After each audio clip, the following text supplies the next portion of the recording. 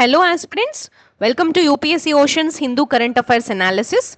Today we will discuss the important current affairs from the Hindu dated 4th July. So let's see the important topics covered in today's class. So let's begin.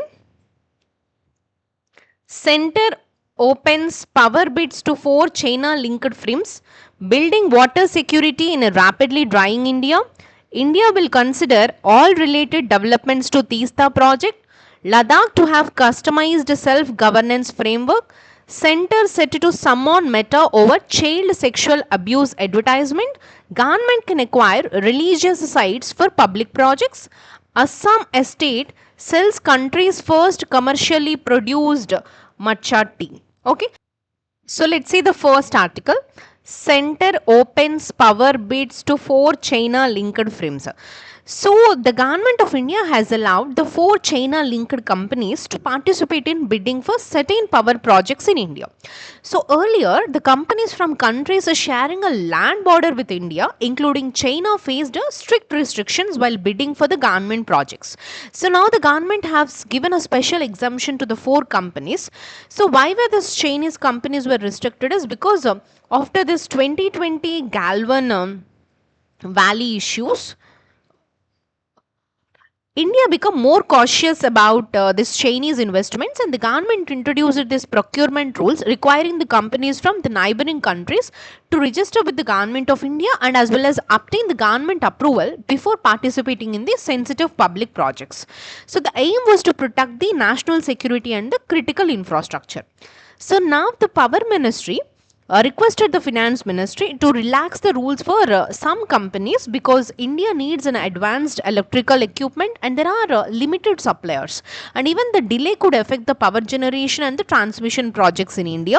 So therefore after consultation among the different ministries, the government approved a 2-year exemption for this particular companies. So the 4 linked companies were TBEA Energy India,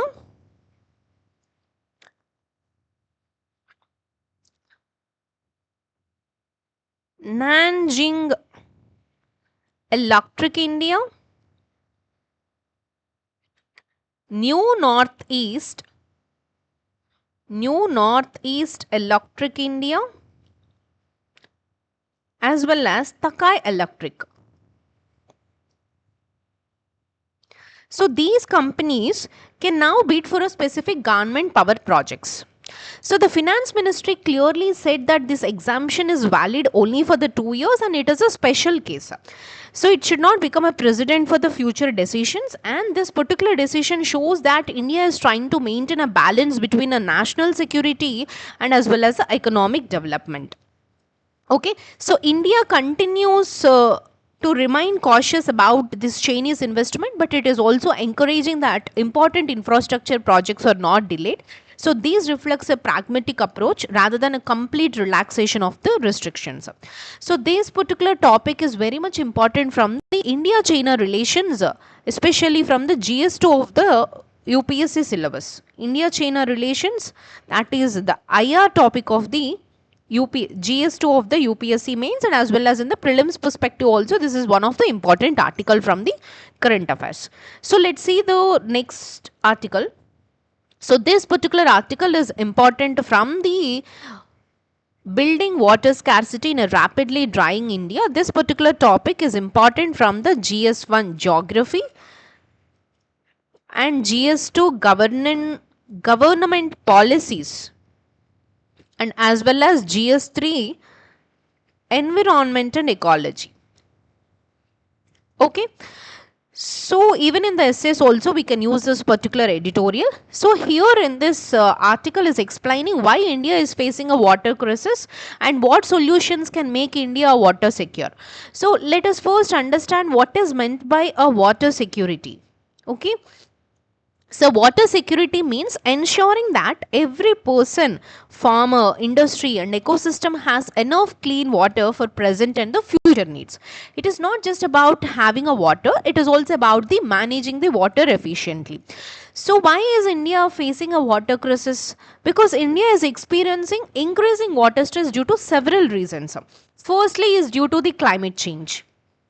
right? Climate change is making a rainfall irregular, and second, like many cities like Bengaluru, Delhi and Mussoorie are facing severe water shortages. Even India receives nearly 40% less rainfall than normal in some years, reducing the water availability. And some important river basins like Krishna, Mahi, Kaveri and Tapi have already crossed the water scarcity threshold. Another problem is the rapid depletion of the groundwater. So even though India has the schemes like Jal Jeevan, Jal Jeevan Mission, and as well as the PM Krishi Sanchay Yojana. PM Krishi Sanchay Yojana. So many challenges still remain. So these include the poor maintenance of water infrastructure, even the leakages in the pipelines, untreated wastewater, water pollution, as well as the unequal distribution of water, and even the lack of reliable water data. So these problems reduced water availability even when sufficient water exists. So this particular article recommends four of the major solutions. Let's see the solutions. Like this article is suggesting the climate proof water infrastructure. So India should build water system that can withstand floods, droughts and the climate change. So before constructing the projects, government should conduct the climate risk assessments, as well as investment should be prioritized in the high risk cities and even the vulnerable regions. And it is also suggesting this reused treated wastewater. Means instead of wasting used water, cities should treat wastewater and reuse for it, like for the construction, gardening, car washing or even for the industrial cooling. So this allows a circular economy approach, reducing the pressure on the freshwater resources. Even the article is also suggesting about the promote the micro irrigation. That means agriculture uses nearly 80% of the India's fresh water. So therefore farmers should adopt like the drip irrigation or the sprinkler irrigation. So these methods save water and increase the crop productivity. Even the farmers should also shift towards this low water, high value crops wherever suitable. And also it is suggesting to improve the water data. So better data leads to better decisions. So India should install this smart water meters and as well as use artificial intelligence for the monitoring and even measures water losses, even the track the groundwater uses and improve the river basin level planning. So the reliable data, no, they will help governments allocate water more efficiently. So the article highlights that solving India's water crisis is not only an environmental issue but also an economic and social necessary. Water supports the agriculture, industries, public health, as well as the food security and economic growth. So without proper water management, India's sustainable development will be affected. So the article concludes that the monsoon alone cannot solve the India's water problem. India needs a better governance, scientific planning, as well as a modern technology and the public participation, and as well as it is highlighting this climate resilient infrastructure. Only then can India achieve this long-term water security. Okay, so this is one of the important editorial where you can use in the mains answer writing. Okay, so next article. India will consider all related developments to Teesta project, says ministry. Again, this particular article is important from the GS2, India and its neighborhood. That is international relations, especially India, Bangladesh and as well as China relations is very, very important here. And water resources perspective also, this particular article is important. So recently, the Bangladesh Prime Minister Tariq Rahman visited the China. So during the visit, the Bangladesh and China discussed about this Teesta River Comprehensive Management Restoration Project. Okay. So this is the project. After this development, India said that it will consider all related developments before deciding its overall approach to the Teesta project. So the Teesta river originates in the eastern Himalayas in the Sikkim. And it then flows to the West Bengal and then to the Bangladesh. Okay. So finally it joins in the Brahmaputra river. So this is UPSC's favorite theme, rivers. Every time they're asking in the prelims also. So this is very important. So finally, it joins on the Brahmaputra River in Bangladesh. The river is extremely important for the irrigation, drinking water, agriculture, even the livelihoods in both India and Bangladesh. So India and Bangladesh have been discussing the sharing of this Teesta river water for many years.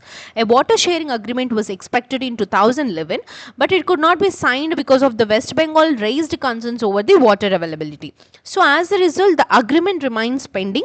Here, the Ministry of External Affairs clarified that India's developed projects in Bangladesh are based on the mutual agreement, and India will carefully examine all the recent developments before taking any decision. Even this particular statement should not be interpreted as opposition to the Bangladesh discussions with the China.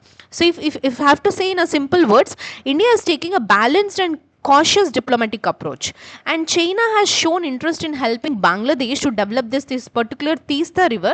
So let's see the location of Teesta, which is very important. See, this is a particular location of Teesta river. Location is very important. River and where the river is flowing from the UPSC perspective. This is a Teesta river project. Here this particular editorial is very important because of the China angle. So China has shown this interest in helping this Bangladesh to develop this Teesta river through the infrastructure and the river management projects.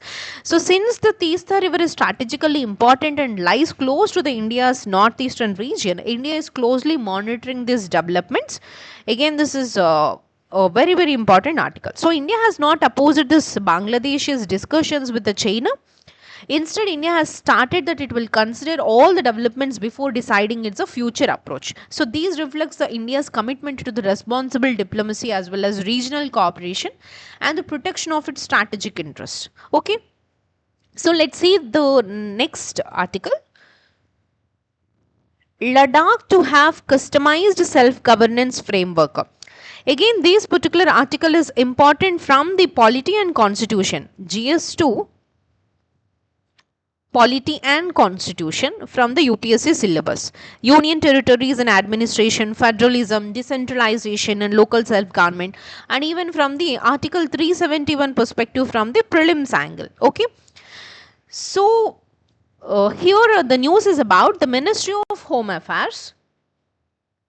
So, the Ministry of Home Affairs has proposed a customized self-governance framework.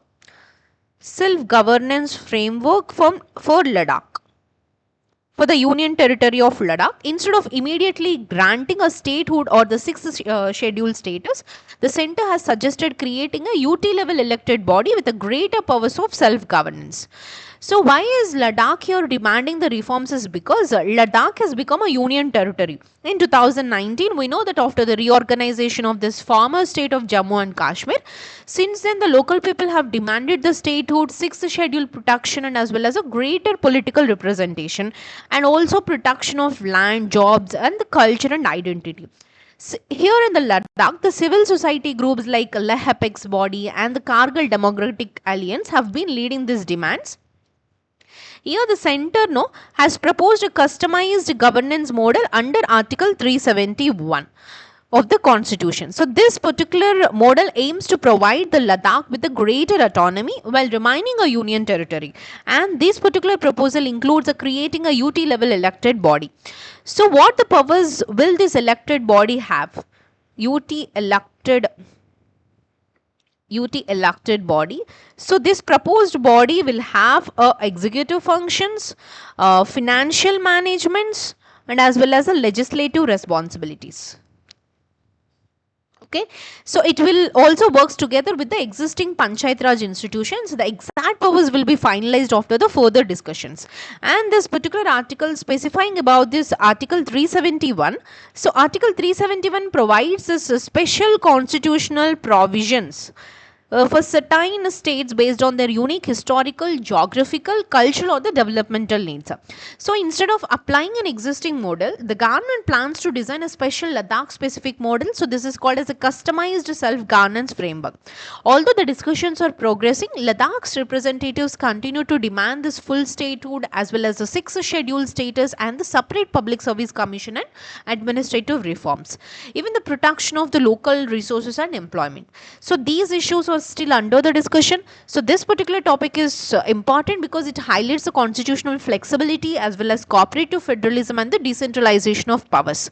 So here the proposed framework shows that India is trying to strengthen this democratic governance in Ladakh through constitutional mechanism while protecting the region's unique identity and ensuring the national unity. Okay, so let's see the next article. Center sets to summon the Meta over child sexual abuse advertisements. Again, this particular article is important from the GS2 government policies and as well as GS3 internal security, that is especially the cyber security challenges of social media platforms and use of artificial intelligence. And from the prelims perspective, this is important from the child sexual abuse material. Okay, you can use this editorial or article in the essay writing also. Here, the Ministry of Electronics and Information Technology, ministries are the favorite UPSC theme. So have a look on the ministries, has decided to summon this Meta, the parent company of the Instagram, Facebook and WhatsApp. So these action follows the media reports that the advertisements related to this child sexual abuse material, which is CSAM. So this is appeared on the Instagram. The government has sought an explanation from the Meta regarding these advertisements.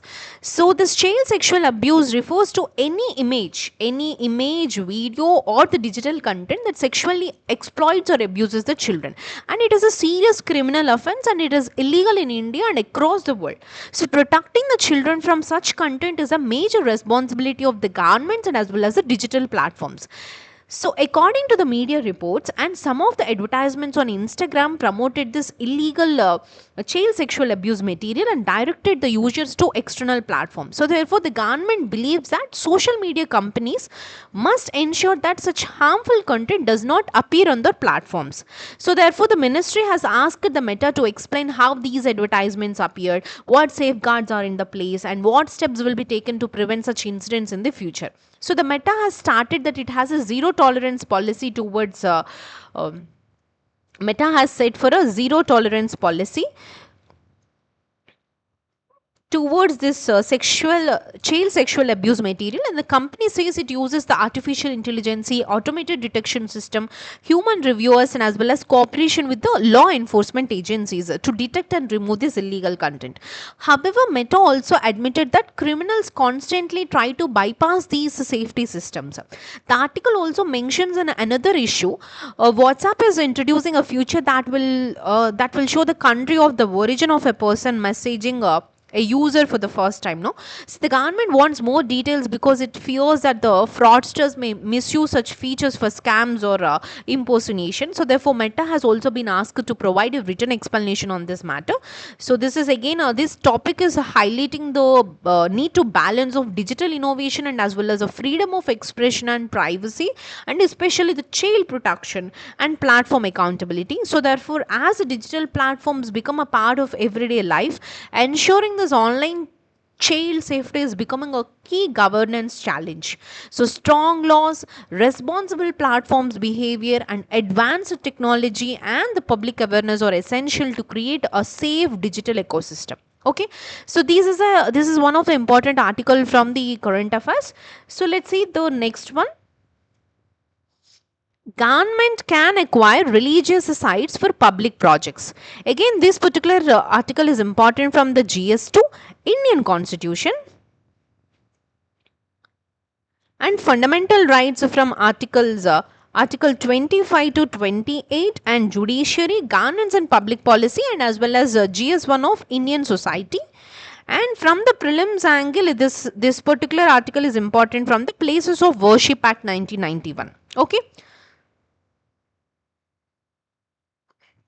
So here the Allahabad High Court has ruled that the government can acquire the land containing the religious places if the acquisition is for a genuine public purpose, such as road widening, infrastructure development, public utilities. So therefore the court clarified that the places of worship,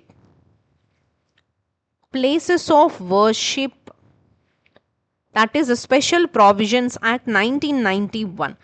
This particular act does not stop the government from acquiring such land. The case were related to the road widening project in Varanasi, which is linked to the Kashi Vishwanath corridor. Some shopkeepers and mosque committees challenged this accusation. They argued that the several mosques executed before 15th August 1947, so they were protected under the Places of Worship Act 1991. The High Court rejected this particular argument because the court explained that the 1991 Act protects the religious character of the places of worship as it existed on the 15th August 1947. However, the Act does not prohibit the government from acquiring the land for a legitimate public purpose. Like the law protects the religious identity of a place, but it does not take away the government's power to acquire a land for development projects, provided the purpose is genuine and lawful. So here, what is this Places of Worship Act 1991? If you see, the act was enacted to maintain a communal harmony. The main objective of this act is to preserve this religious character. So to preserve this religious character of every place of worship as it existed on the 15th August 1947, and also it prohibits converting a place of worship of one religion into the another. And the act also aims to prevent the future disputes of the religious places. So this particular judgment, it clarifies the difference between the protection of religious character and also the government's power of land acquisition. So therefore the court emphasizes that development projects serving the public interest can continue provided they follow the law and respect the constitutional principles. Okay, so this particular topic covers important for UPSC because it covers the freedom of religion, public purpose, judicial interpretation, infrastructure development, and as well as a constitutional balance between the rights and the development. So the judgment here, it highlights that development and the religious freedoms are not mutually exclusive. The constitution protects the religious right, but it also allows the states to undertake the lawful public projects for the larger public interest. So the challenges is to ensure that development takes place with the fairness, legality, and respect for all communities. Okay, so let's see the next article. So Assam Estate sells country's first commercially produced matcha tea. So this particular article is important from GS3 Agriculture, plantation crops, food processing industries, value addition in agriculture, agri exports, and the rural economy, and as well as India-Japan relations also here you can see in the GS paper too. Mainly it is important from the prelims angle because it talks about the matcha tea. Okay. So an Assam tea estate has sold this India's first commercially produced matcha tea. This is an important milestone because India is now entering this premium matcha tea market, which was traditionally dominated by Japan. So the first commercially batch was sold at the Guwahati Tea Auction Center for 3,000 rupees per kilogram. So now what is meant by this matcha tea? So this matcha is a special type of a green tea made from this Camellia sinensis. So unlike an ordinary green tea, the entire tea leaf is ground into a fine green powder, and the powder is then mixed with the water and consumed directly. Let's see here. So this is a kind of matcha tea leaves, and the powder been this is how they've done the powder, and the powder is being directly used for the drinking. Okay. So since the whole leaf is consumed here, the matcha contains a high level of antioxidants and as well as amino acids and the natural caffeine.